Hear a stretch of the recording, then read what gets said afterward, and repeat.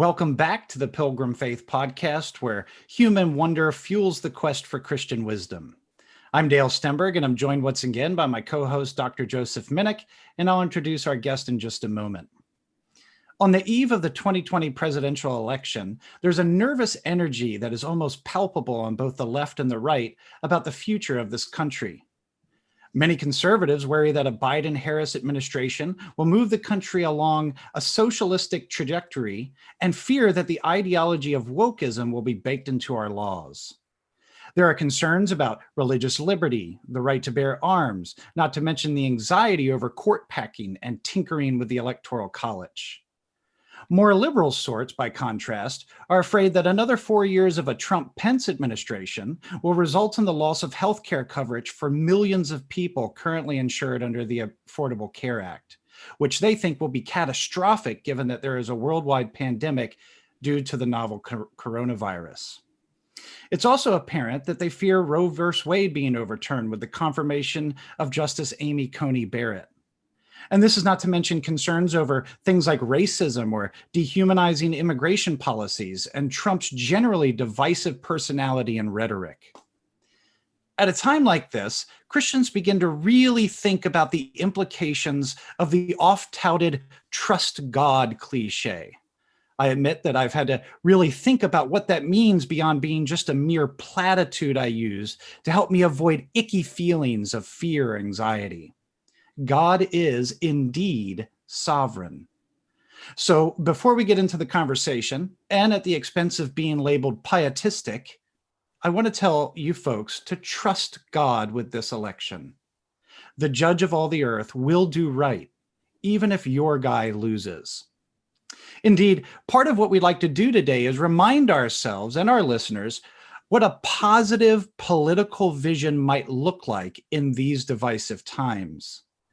The election of Donald Trump to the presidency in 2016 unintentionally caused a shift in the Overton window of accepted political discourse. This has been both for ill and for good. On the left, and even in some pockets on the right, the language of critical theory shows no signs of abating. On the right, the discourse around things like nationalism and American exceptionalism has been revived among a generation of people that feel the political and moral foundations of their country are being eroded. It's important to remember that none of us come at this circumstance outside of a context. Most of us who have been raised in the church inherited a particular political and cultural lens that directly shapes, even if by reaction, our concerns and emphases. Part of what we'd like to explore today is how conservative politics in the last generation or so are in the process of shifting. But this can be for good, and this could be for ill. And so it takes discernment to grasp where a newer conservative movement is a motion towards the good and towards a different form of immaturity. With us today is a gentleman and a dear friend of ours who has thought deeply about conservative political discourse within the last generation. Jake Meador is the editor-in-chief of Mere Orthodoxy. His first book, In Search of the Common Good, Christian Fidelity in a Fractured World, was published by InterVarsity Press in 2019, and he's working on his second book now, which will also be published by InterVarsity Press. Jake, thank you so much for coming on, brother. Thanks for having me on. I'm excited to be here. So I guess we could start the conversation with asking, what would you say that the conservative options were when we were all coming of age? And what are the various trajectories now? And what would you say are the promising versus perilous of these trajectories? Several big questions there. So I guess I don't know exactly how old you guys are. I'm going to be 33 in a few months. And so my earliest political memories are Clinton beating H.W. Bush in 92. And so I don't remember the Reagan Revolution, but I certainly grew up in the world, in Reagan's political world. And so American conservatism in that world was kind of the three different groups brought together in this kind of awkward fusion where you had kind of libertarian-minded, pro-business folks, you had social conservatives, and you had foreign policy hawks brought together into the GOP. And the election of George W. Bush was kind of the triumph of that fusionist moment. His staff was quite explicit about that was the coalition they wanted to build. They succeeded. And it was reflected in the way that Bush talked. You think about compassionate conservatism that feels like a million miles away today. But that was the way that Bush was trying to approach these things, where he wanted to draw in elements of Christian social conservatism into the kind of pro-business, expansionist GOP. And so that was where conservatism was for a long time. And then the Bush presidency, especially in the second term, hit a lot of rocks. And when Obama gets elected in 2008, it's a pretty decisive renunciation of that kind of conservatism by the country, I would say. And conservatives have kind of been trying to figure out what the post-fusionist right would look like ever since, I think. And Trump was very significant in that movement. But the interesting thing is, like, if you think back to 2008, Mike Huckabee ran as a kind of populist social conservative. If you think back to 2012, Rick Santorum ran as a populist social conservative. And if I remember right, I think he actually won the Iowa caucus in 2012. So the gestures towards Trumpian policy, to the extent that we can talk about such a thing, have been there for a while. And then Trump, as you said, kind of blew up the Overton window. And suddenly you had figures like Marco Rubio, who was elected to the party libertarian type, giving speeches on common good capitalism at the Catholic University of America, leaning heavily on Catholic social theory, which is very much not libertarian. So that's kind of where we've been. I think the question is just what does conservatism look like after fusionism? And I guess in my mind, one of the main questions is there energy sufficient for it to be something other than basically the business class making all of the decisions that matter while the base gets worked up over whatever is on Fox News this week? That's my fear, is that the people, the energy, gets distracted by lots of things that often aren't connected to reality and don't have a lot of practical policy payoffs. And meanwhile, in Washington, the elected officials, who are largely bankrolled by libertarian types, are just going to keep passing libertarian style legislation, which has been the story of the Trump administration. Trump ran as this populist, and then he's governed as a pretty normie style Reagan Republican. In terms of actual policy, all of the like Twitter stuff is a whole other matter, of course. But in terms of his actual policy, what is Donald Trump's signature policy achievement so far? Well, it's passing a tax cut that disproportionately favored the wealthiest Americans. This has been the GOP for 40 years. So I hope there's something after fusionism that is not that, but I don't know if there is. Do you see do you see movements maybe among the, I don't want to necessarily say like the policy writing right at this moment, but nevertheless sort of, if I could call it this, sort of like the intellectual right toward at least a political vision that maybe transcend some of the binaries? You know, I mean, you said you're 33, I'm 38. So my earliest political memories aren't a whole lot younger than yours. But when I was a kid, I recall, you know, sort of America and capitalism and Christianity. You know, we all read our David Nobel and the big, you know, understanding the times and, you know, sort of the big fight was sort of, you know, cultural, you know, sort of the cultural Marxists on one side versus the godly capitalists on the other. And yet maybe originally kind of heralded by somebody like Christopher Lasch, you know, who was in the 90s, he would have been that conservative who could say, hey, you can you can be conservative and critical of certain streams of capitalism at the same time. And it seems to me that at least among the more kind of intellectual class of the right, that's a more common line these days, that you can actually, you find more sort of, I don't want to say right wingers, but people who would identify in some way, broadly speaking, on the political right, who are critical of, especially of libertarian policy, in the name of the common good, basically a sort of conservative common good politics. And I don't know how much political purchase that is actually accomplished on the ground, and yet as a kind of as a sort of a motif around which people are uniting in some way as an alternative. At least an alternative vision to what they grew up with. I see that something like that rising, and I wonder if you think what stage is that? Is that just sort of a conversation among intellectuals at this point?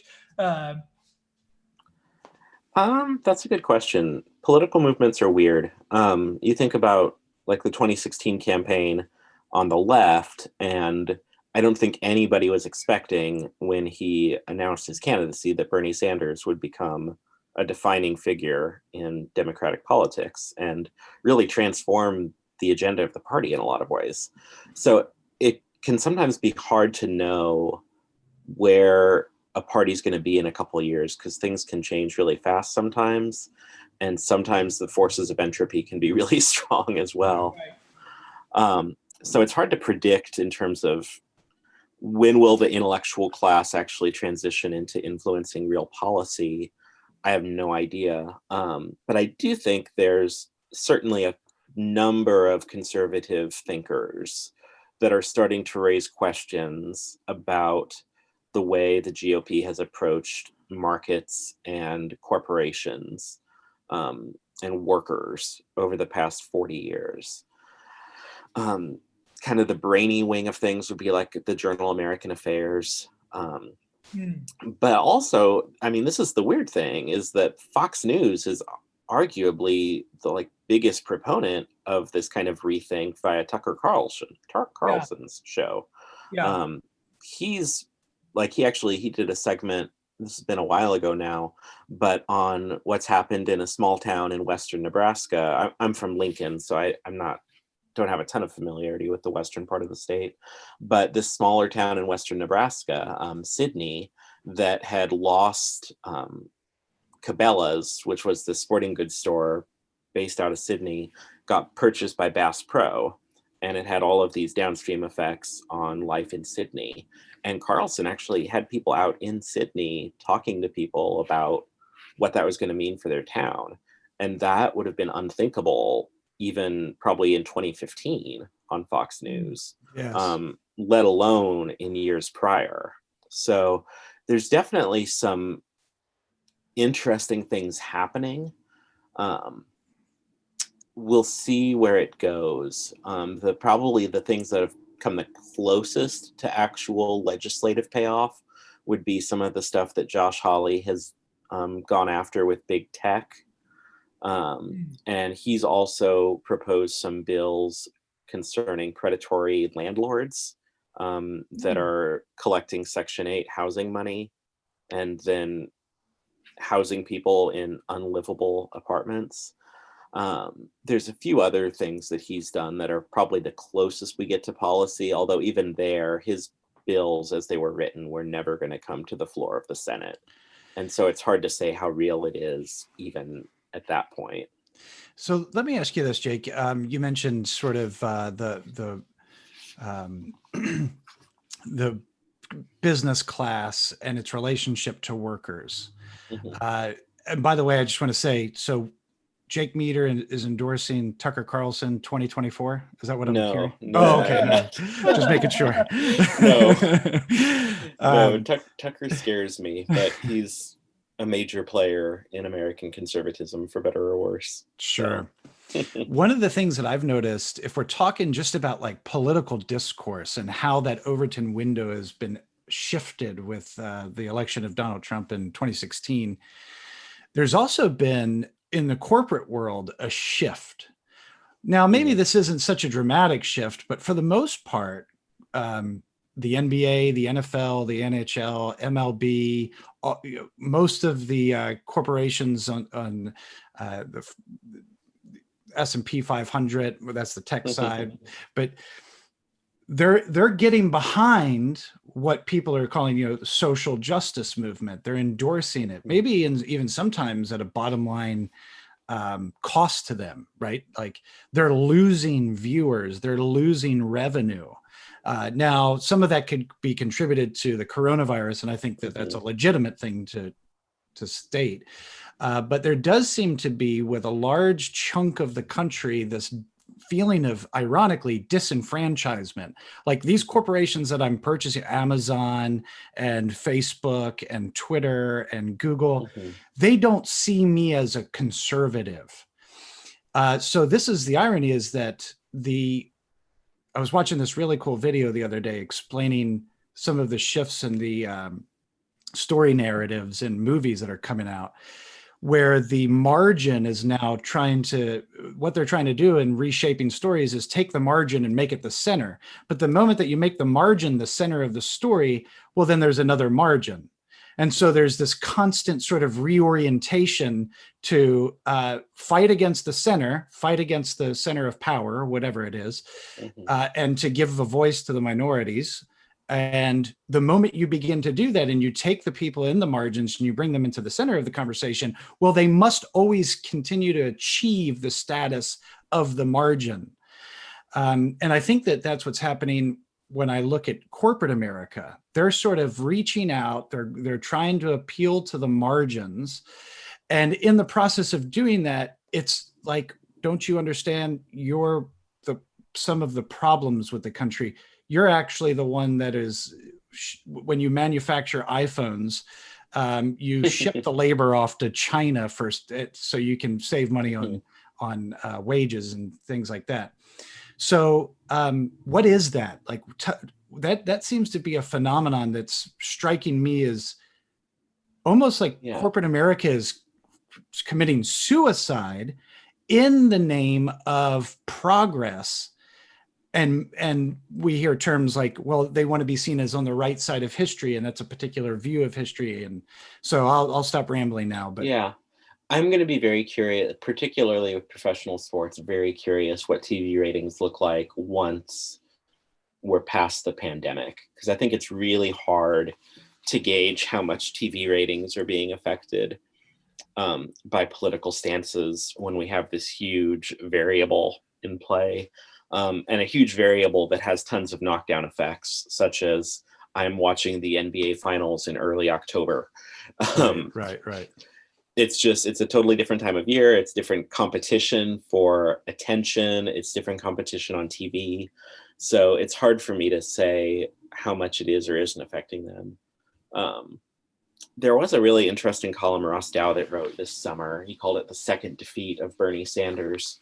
And his argument was that what you had in the spring, I was visiting a friend in February when Bernie won by like 40 points in Nevada early in the Dem primaries.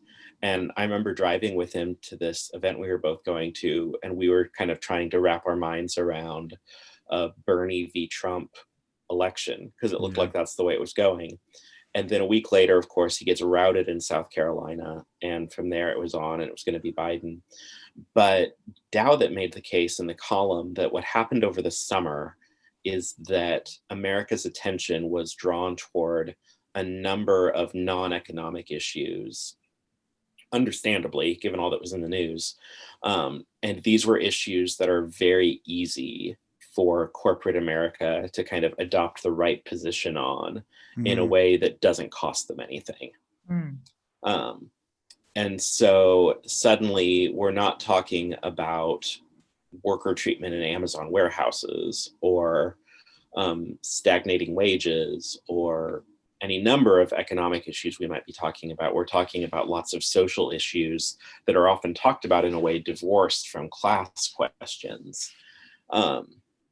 And I think tellingly, who did Biden pick as his VP to run with him? He picked a senator who checks a lot of boxes in terms of political talent and seems like on paper somebody who should be the future of the party. That's why she was a favorite early on in the Dem primary.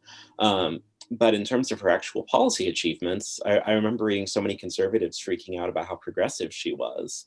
And I was like, well, she's progressive on lots of social issues that are going to spell trouble for us probably. But also Wall Street loves her. And Wall Street does not love the Bernie Elizabeth Warren wing of the party. Yep. Right. But when Biden wanted to pick his VP, he drew from the Wall Street Clintonite wing. And that seems to be now where the energy of the party is going forward. We'll see what happens as the younger generation rises. But I do think you're onto something with it. There's a move in corporate America to try and kind of get socially left. The most cynical read being in order to distract everyone from all of the things they're doing economically. And to kind of preserve their power for a little bit longer. Yeah, a phrase that's sometimes thrown around is sort of woke capitalism, right? Right. Yeah. Daryl Paul's used that a lot in First Things. Oh, okay. Oh, Daryl Paul, right? Mm-hmm. Yes. Yeah. And it's interesting to see, and I think what you said, Jake, is quite right. Is that in some ways, some of this is like, Big Mac can always, the Burger King can always wrap its Whopper in a rainbow packaging, and it's kind of right. It's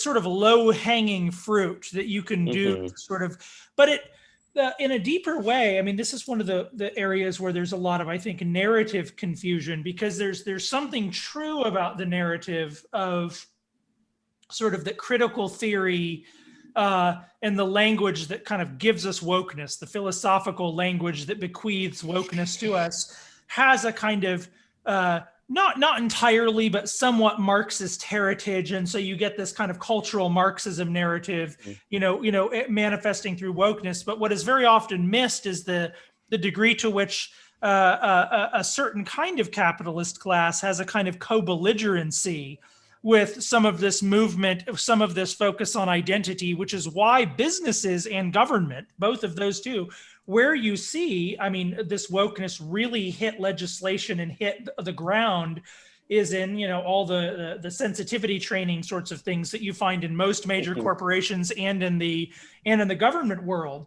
And a lot of it, this is not even certain woke theorists like formerly Judith, now goes by Jack Halberstam, would talk about how it's very much in the interest of corporate businesses to create endless individuation among American classes, because that's basically creating endless consumption and endless consumers.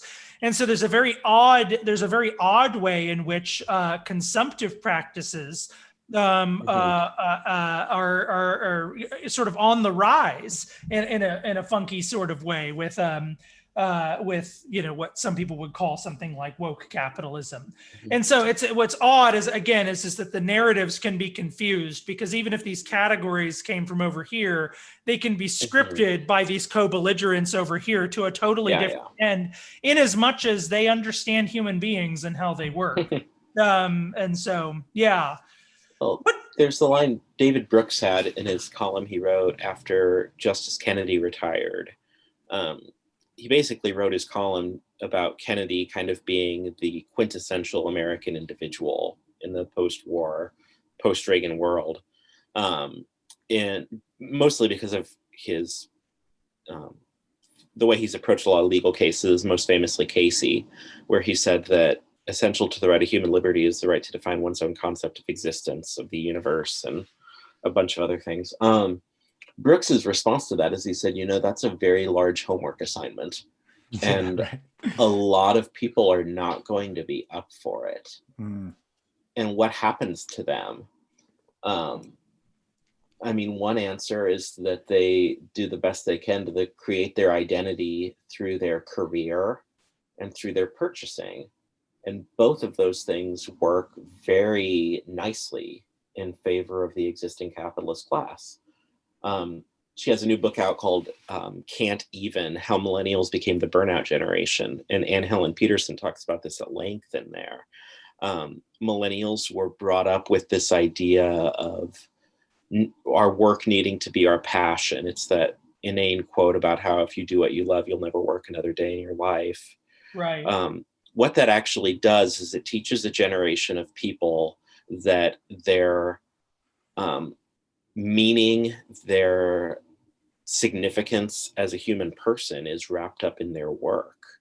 And that's a very convenient lie for somebody that wants to extract as much value as they possibly can out of workers.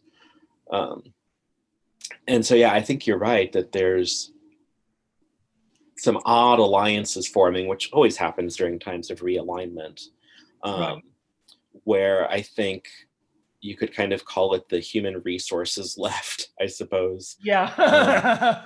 And the capitalist class are finding a lot of common cause because they're kind of mutually reinforcing in certain ways. And again, this could change a lot as kind of the rising generation of Democrats moves into leadership positions. Because I don't know that these alliances are going to work in the same way if you have the more kind of Bernie bro types or the people that were campaigning with Warren and Sanders during the campaign. If they're the ones driving the party, I don't know how this looks. So it could be a very short-term thing where the boomers and Gen X kind of ride out their time with this odd alliance between the social left and the capitalist class. So one of the things that, I think is worth talking about, no matter what happens tomorrow, because no matter what happens, some people are going to be very discouraged and some people are going to be happy. A lot of people will be discouraged either way. But, given all we're discussing, what does a positive Christian political vision look like that, and I'm kind of piggybacking on something you just said, Jake, I think that appeals to more than sort of classic constituencies. One of the things that, I'm convicted by and that I think is true is that a positive vision of the good just is an attractive thing. And one of the things that I think you see in contemporary political discourse is actually just not very great visions, a collection of not very great visions that you just have to choose between. But what might, because I think we need to be thinking about this, because one of our problems is that we tend to think of voting, who are you going to vote for president, as the be all and end all of politics, or the be all and end all of cultural engagement. And I think that's just a lie that we need to get around. That's not true. Who you vote for is a prudential question, especially in a country of 325 million people in 2020, in a global world where everything is complicated. And once you do sort of like, leader of the free world prudential calculus, it turns out that's a big algorithm. And it's not shocking that people come out on different ends of that algorithm. But that doesn't mean you can't share, in some sense, a positive political vision that in all sorts of other ways, all sorts of other levels of cultural engagement that we can move toward. And I guess what I wonder, because I think one of the things our world needs is, in fact, political vision that recognizes collections of concerns on either sides of our culture wars and just doesn't just dismiss, but actually sees what is the lived conditions in which these sets of concerns become reality, and what's a political vision animated by Christ that helps us helps us maybe transcend some of these binaries. And that's a big question, so sort of like we're not on this podcast going to collect, or maybe we will, give the political vision for Christendom, but I guess what are your first thoughts? Like, what should Christians be thinking about and investing in over the next 4 years toward the end of healing in a very fractured nation? So I guess there'd be two ways you could answer that. The first is thinking about just in terms of day-to-day communal life, what that looks like. And I think it needs to be doing what you can with what you have, where you are, which is the huge caveat for all of this, as we're all fatigued and burned out from COVID and all of the other things that have happened this year. But given that caveat, I would say trying to identify ways in your day-to-day life that you can make being neighborly easier is a big win. Leah Labresco's book, Building the Benedict Option, is excellent on this. Regardless of what you think about the Benedict option, what Leah's book is really doing is it's trying to kind of provide a field manual for building on the ground Christian community where you live. And Leah's outstanding at it. She's a New Yorker. She was living in New York, I think, when she wrote it. And so it's written from the perspective of a young New Yorker. And so there's things that won't translate as well to people who live where you have to drive everywhere and where just day-to-day life looks very different. But I think the habits of mind that you can pick up from reading someone like Leah are really valuable. So I'd say a book like that is great. A simple way of thinking about it might be acquiring skills that are useful to neighbors. And so like a practical example, when my dad had a traumatic brain injury a few years ago, and they wanted to figure out if he would be able to live at home when he was out of the hospital. And the biggest obstacle to making that happen is they did not have a handicap accessible bathroom in their house. And they'd lived in that house for 31 years. They didn't want to leave. And a bunch of my mom's friends from their old church, they didn't even go to that church anymore, but some friends from their old church who are just handymen volunteered their time to build a handicap accessible bathroom for my dad. And so they came over and demoed the downstairs bathroom and back porch and then rebuilt it to make it accessible. And Mom paid them at their request with Diet Mountain Dew and Oreos. Yes. Because they refused to accept any other form of payment. The reason that all those guys could do that is because they had those skills. Even if I wanted to serve a friend or neighbor in that way, I wouldn't be able to do it because I don't know how to do all those things. Now, on the other hand, I do know I can cook a lot of things. And so when we have families at church that have a baby, I've tried as much as I can to just make it a thing that whenever there's a baby at church, I just smoke a pork butt for that family, because you'll get a ton of meat and they can freeze some of it and they can eat some. And it's just a simple way to help them, to communicate to them that we're excited that you have a new baby. We want to do what we can to support you in that. My pastor loves to say when we have a baptism at church, when we all will raise our hands and say we do in response to the congregational vow, Keith will always go, "Oh, look at all those Sunday school volunteers raising their hands," which is funny, but it's also a really good way of making the point that there are actually, or ought to be, practical outworkings of these things that we say we believe. So finding those kind of skills, which could be working on cars or cooking or even just babysitting, would be huge blessings to lots of people, to whatever extent you can offer it. The other aspect to the answer, I think, is on a policy level, political level. I'm very curious what would happen if a Republican or conservative Christian group came forward and said, we want to make family policy a priority for our movement going into the 2022 midterms. You actually started to see some gestures toward it early in the Trump administration. Rubio put forward a paid family leave plan that was, I think, could be supported by a lot of Republicans. The way it was actually going to be financed was by essentially allowing parents to take Social Security early as paternity leave. So it was budget neutral because it was money they were already guaranteed via Social Security. And that money would allow them to have paid paternity or paid family leave after they have a kid. And then that just kind of died on the vine in the midst of all the craziness of the Trump era. But like, if you had a group of conservative Christians that said, we are alarmed by a declining birth rate in America, and our birth rate is declining rapidly. I think it's a third of what it was in 1960, if I recall.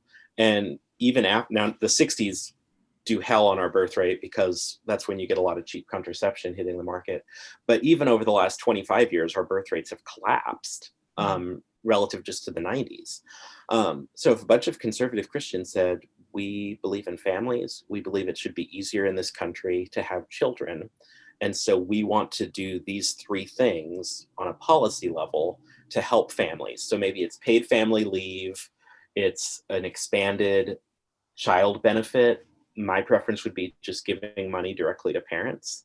But you could debate how that should work out. And then maybe it's something like we also expand our child care tax credit so that families can get money to pay for daycare, or if the parent stays home with the child, the family can get some kind of stipend for child care compensation. I wonder what would happen if a Republican Christian conservative came forward with something that robust, and they justified it on the grounds that Christianity is a pro-life faith that loves families, that values children, and it is very hard to raise a family and have children in America right now. We want to make it easier. The Democrats have tons of things already written out in terms of their family policy that actually has a lot of overlap with this. There's proposals for giving cash to families. There's extensive paid family leave proposals. There'd be things to work out. Like, I think one of the things I would want to fight on is that the child care credit goes to all parents and not just to parents who have their kids in daycare, because that, I think, is an incentive to take the kids out of the home early. But I think there's ways to work these things out in light of the many areas of agreement. And so I really do wonder if he wouldn't do it because he's such a localist, but if a Ben Sass or a Josh Hawley or a Marco Rubio, someone like that came out with that kind of proposal, or if a major conservative Christian action group came out with those kind of proposals, I don't know what would happen. Maybe relationships are so broken at this point that even that wouldn't go anywhere. But I would think there'd be a lot there that people on the political left would look at and say, yeah, we support that. Let's figure out how to pass it. That's really interesting, because one of the things that frustrates me, I think, in the culture wars, and I've been, as you probably know, I've been writing about this a little bit lately. I have a series on modern Reformation that I'll link to this video for our listeners on the woke and the red pill. I've had two of 4 articles are out so far. But one of the things I'm really persuaded of that's a little bit alarming and kind of depressing in our culture is that we seem to be under this impression that we have to ideologically agree before we can have a common project. So it's sort of like all of the fight becomes sort of like, let's fight about wokeism or Trumpism or something like that.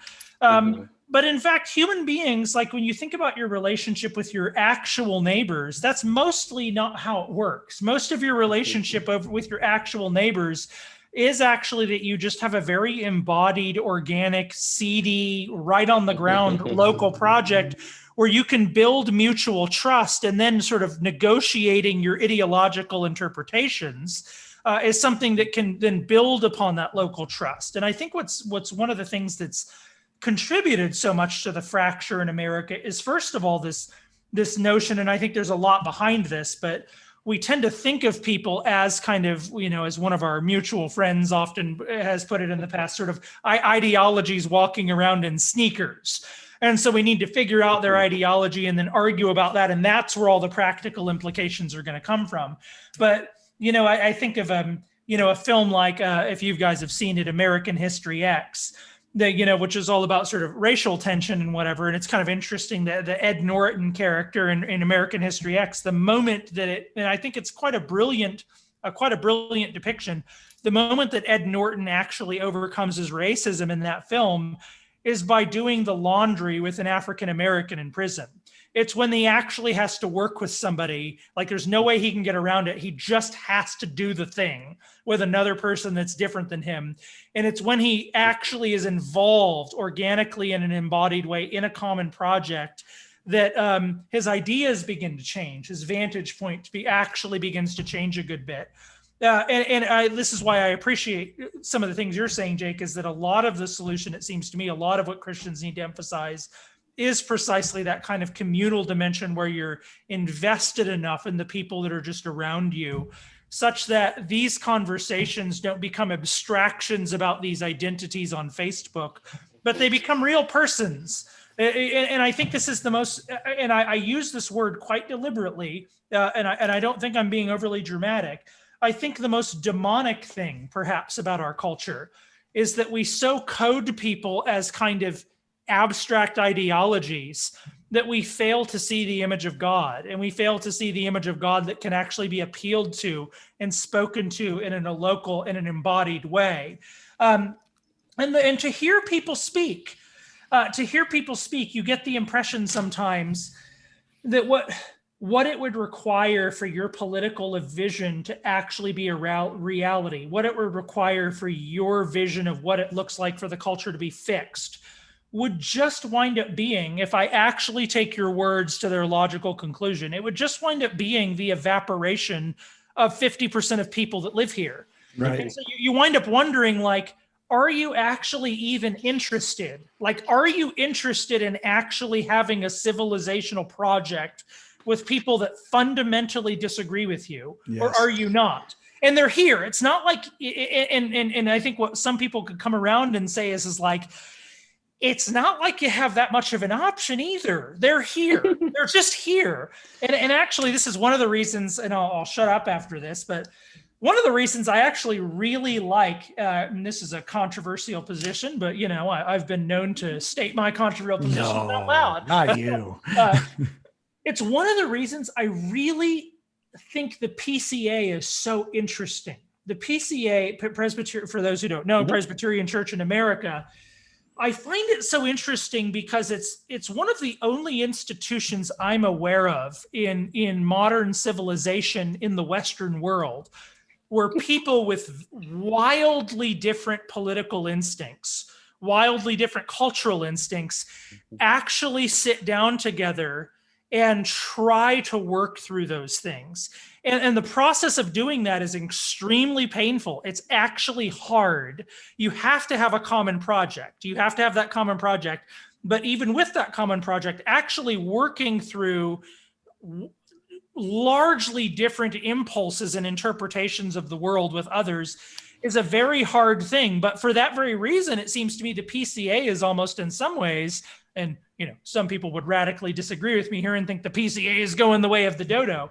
But I think the PCA is actually in some ways a great witness to the world, a rebuke to the world in some ways, that people with very strong inclinations in different directions actually can sometimes come together and have dinner together and talk to each other and craft positions and craft documents that really do reflect the pastoral concerns that come from the lived conditions of very different groups of people. And that doesn't mean I'm predicting the PCA isn't going to, who knows what the future of the PCA is. But nevertheless, I think I see it actually as a great example of a Christian project actually trying to do the hard work of some kind of cultural reconciliation. Well, I want to sort of piggyback on something that Jake said that you alluded to and what you sort of ended with there with the PCA. And that's this focus on sort of like what you have in your immediate influence, right? Like, what do I have control of?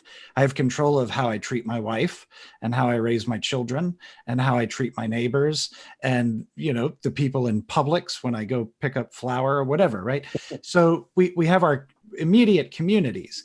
And that's something that I think, Joe, I think it was you that mentioned Facebook and sort of just looking at people as ideologies and sneakers. And we could talk about the technocratic sort of revolution and how that's playing into politics, but we don't have time. But let me offer some hypothetical pushback. All right. So yes, I agree that change in terms of how we're all contributing to the great conversation, the discourse around politics right now, first and foremost should be tried out in the home and manicured in the church and then sort of distributed in the civil sphere. And that's how we sort of mold ourselves. That's how we shape the way that we want to talk about relevant things that affects everyone. And that comes down to politics. But there are some political theorists that will say something like, well, that's taking a moral inroad to get at politics. And that's actually to miss the entire point of politics. Politics is not an arena in which you signal your virtue. It's not an arena which you signal the morals that you hold dear to yourself. It's a science. It's a calculated process of give and take. It's more pragmatism than it is principle. And so if you bring the principle and you let your principles guide all of your rhetoric and all of your discourse into the political realm, you're actually not involved in politics anymore. And this is why some will say, therefore, there's no such thing as political theology. There should be political theory. It should be approached from a seat of sort of dispassionate aims at trying to achieve a common good. And I know what I would say to those sort of people. It's like, but even in that language, you're hinting at moral categories of good. How do we even how do we even get to a conclusion of good without first talking about, first principles and moral categories and virtues and things like that? But what would you say to someone like that, Jake? Like, what would you say to someone that says, well, listen, sure, community, that's all nice and dandy. You sound very sort of, like you'd be a good neighbor and you have good instincts and you want to take care of people. But that's actually not the aim of politics. Politics is something much more rigid and it's much more pragmatic than it is principled.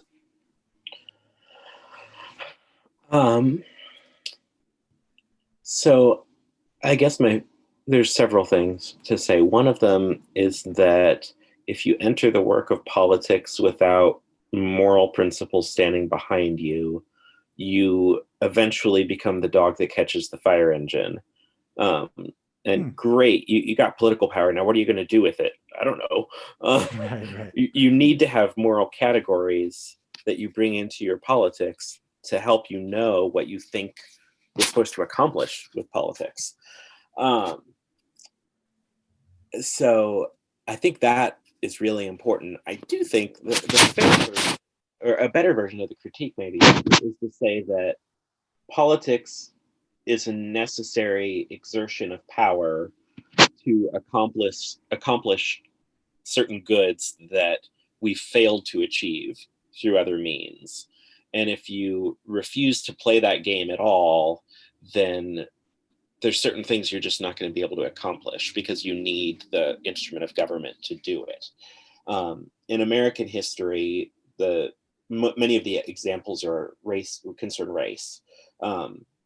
We did not end slavery in America through neighbors getting together and reflecting on how to be kind to one another. We ended slavery with a war, because that was sadly, to our shame, what it took to end it. Another example would be the Civil Rights Act. We didn't end Jim Crow in the South through well-intentioned Christians getting together to talk about the nature of the good and true society. We ended it via laws that said certain forms of segregation were no longer legal.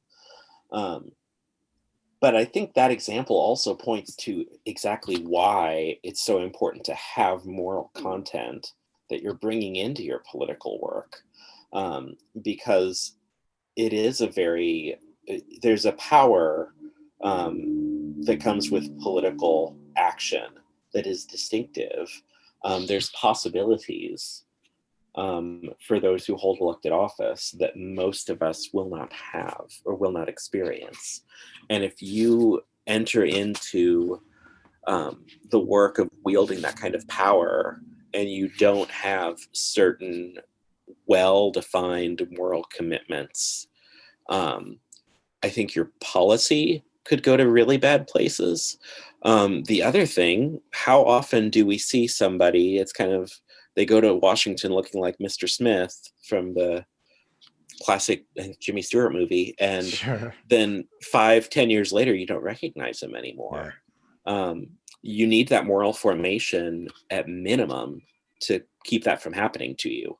But you also need it so that you actually know what it is you want to accomplish with political power. Yeah, even if you were, even if you kind of, and I don't disagree with this, even if you look at all politics as a kind of pragmatic thing. In other words, you're always dealing with lesser of two evils, or, you know, something like that. You're always dealing with kind of concrete things, and you're just trying to get what you can get out of it. You do need some vision of the good to know when a certain motion is at least approximating the good. At least it's not everything I'd want, but at least it's one step. Right. But to define that step as a step toward the good, you have to have that moral vision of the good. Right. I mean, that's the best case for Trump, is that abortion is a severe enough moral evil, and the threats to religious liberty in the US are significant enough that the goods that would be threatened by a Democratic presidency are so great that we would need to support President Trump. That's not an argument that I go for, but that's the best version of that argument. And it follows precisely from very well-defined moral concern about the freedom of the church and about the lives of the unborn. Yeah. Well, we're nearly out of time here. I think maybe one last thing to ask, or just to briefly talk about amongst the three of us is, I guess I do want to go back to this point about, do we actually want a civilization with people who disagree with us? Like, are we interested in the hard work and the project of having a civilization with another half of the country who disagrees with our political instincts?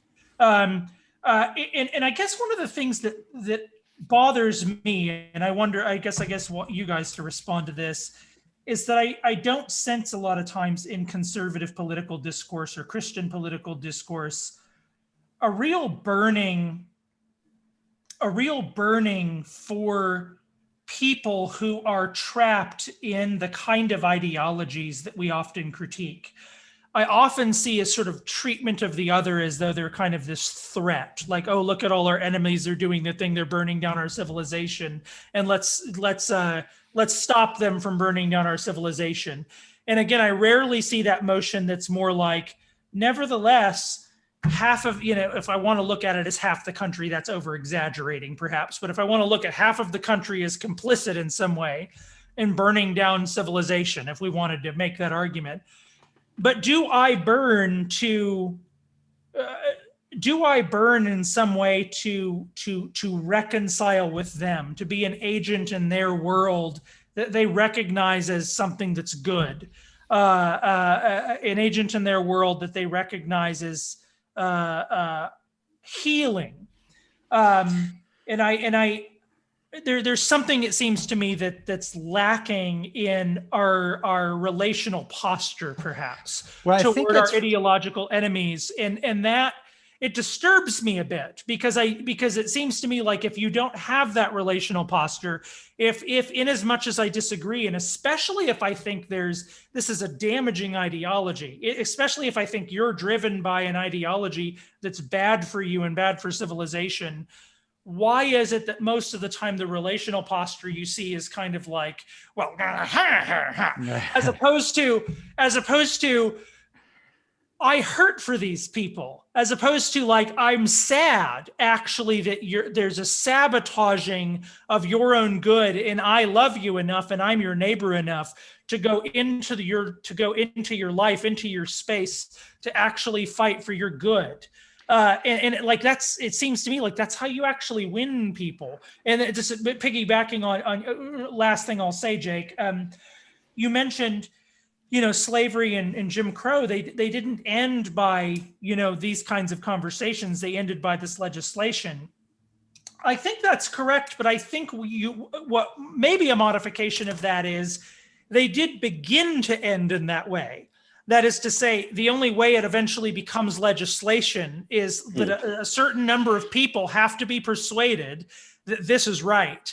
And that's where all the moral tracts and the slave narratives and just discourse saying like, hey guys, this is better, actually is the kind of powerful thing that then is reflect again. The end officially is a political movement, but the beginning of that end kind of starts prior, and that's where I think most of us is we're on the beginning of the end side rather than the end of the end side. And so I guess I'm throwing that out for you guys to comment. Yeah. Were you starting to say something, Dale? Well, I was just going to say, and then Jake can have the last word. How about we'll leave it to the guest? Yeah, that's right. Honorable guest. Yeah, that's right. And I think that, so I've thought about that too, Joe. And I believe that what's happening is, I think some people on both the left and the right are recognizing that in order to get along in a project like what you're talking about, to where we see each other, not just as this enemy that represents all of these policies that I think are going to threaten the way that I live, but like really trying to understand where they're coming from, what their context is, and what are they misunderstanding about the bigger conversation. There has to be at least the scent of reciprocal sort of energy there, right? Like there has to be some amount of good faith when you're having that conversation, that like, I don't need a lot, just a mustard seed. If I can just find a little tiny speck of something that would indicate that my political opponent, for lack of a better term, is willing to engage in genuine, serious, good faith dialogue about really important stuff that's going to affect our great grandchildren, then the investment of my time, which is a capital, because I could spend it in other spaces, then an investment of my time is worthy. Like that's a worthy investment of my time. What I think we have instead is memes, in the very real sense of memes, where if you use any buzzword that alerts that you might be charitable towards people on the alt-right, the door just slams shut, and there's now no room for discourse with anybody on the left in any meaningful way whatsoever, at least in the general mediums that we are having these conversations through. And then the same thing on the right. If you get a whiff of anybody that sort of gestures towards Antifa-like language or whatever it is, and this is what we're talking about, the discourse, then it's like, you're a communist, you probably have a Marx tattoo on your lower back or whatever, and you're ushering in the utopia. The effect of the public school system, clearly. Yeah. Right. Yeah. And so basically all I'm talking about is a very simple thing that we all recognize, is that what we have is a polarization. And what you're asking, Joe, is how do we actually go about as Christians that are peacemakers, right? Yeah. Like this is Sermon on the Mount stuff. Blessed be the peacemakers. If we want to be those people in this sort of climate, what does it look like for the future, no matter who gets elected tomorrow, no matter if Trump gets in, no matter if Biden gets in? How do we actually go about inculcating practices and disciplines and curating virtues towards a common political project wherein we stop alienating one another? And if Christ is any indication of what that looks like, it looks a little bit like death. It's hard. Yeah. That's what I've seen in the PC. That's why I mentioned the PCA. What I've seen in the PCA, when people have these conversations, they cry, tears are shed.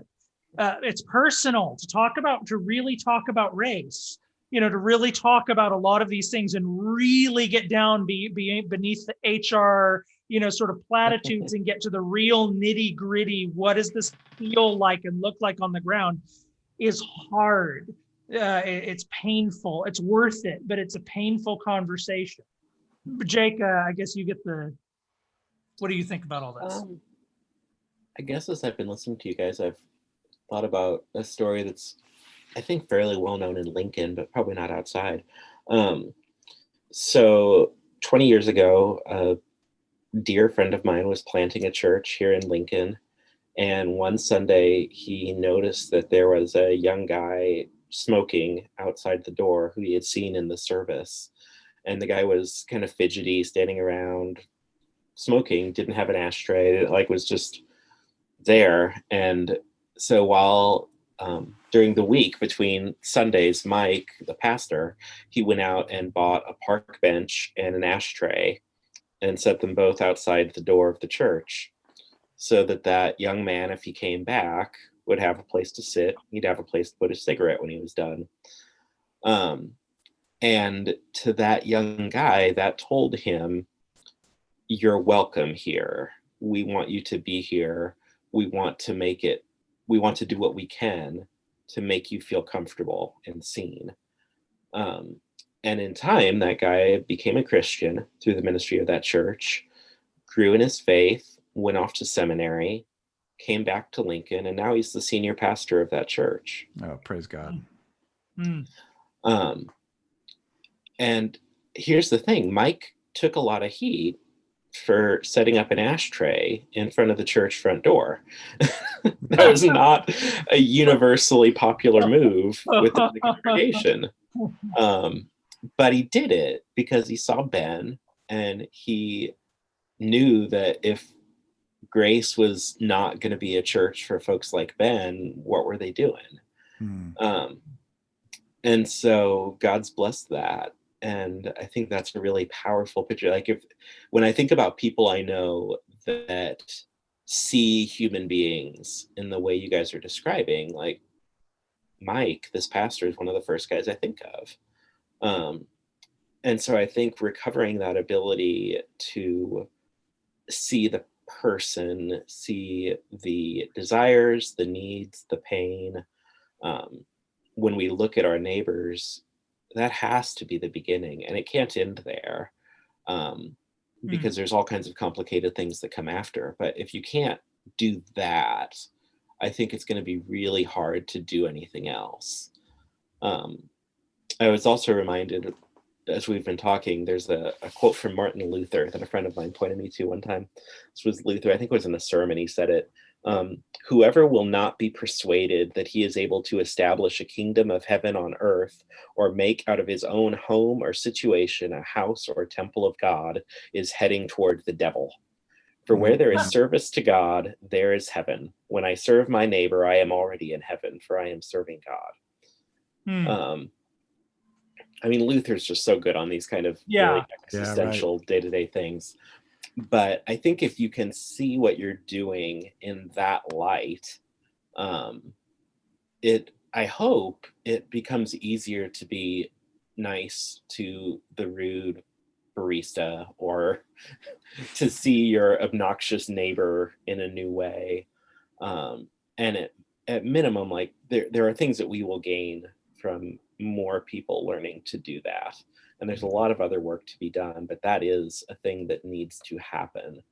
And so I think being able to look and see the person as they are and what they might be through Christ has to be a starting point. Yeah, and to be fair with the barista, she was dealing with 20 jerks before you. Exactly. Retail's like, a layer of hell. Oh, no. In a previous life, I worked at a returns counter at IKEA. So, No, that's exactly right. Like, how do you treat the person that has no power over you, whatever? Yeah. That's one of the clearest tests of a person's character I can think of. And so, like, I think if you can have the habits of seeing human beings, and Francis Schaeffer has a sermon, No Little People. If you can kind of have those habits, I just always go back to L'Abri because I spent 2 summers there, and it shaped me very deeply. If you can see people the way they're seen at a place like L'Abri, you are on your way, to borrow from Luther, to establishing a kingdom of heaven on earth. Well, I don't know a better place to end it than that. We're Jake, thanks so much for coming Yeah. on and sharing your wisdom with us. I Yes. really enjoyed just listening to you. Just lots of insight there. Thank you. Tomorrow there's an election in our nation, and the three of us are encouraged that Jesus Christ is our King, Amen. and that no matter what happens, we have plenty to do. We have plenty of common projects to build with our neighbors. We have an attractive vision to offer, I think, others. You can follow us again on our Facebook page. There's also a Facebook group that you can join. There's also, obviously, you can find this on the YouTube channel. But until then, Dale, love you, brother. Love you too, brother. We'll see you all next time.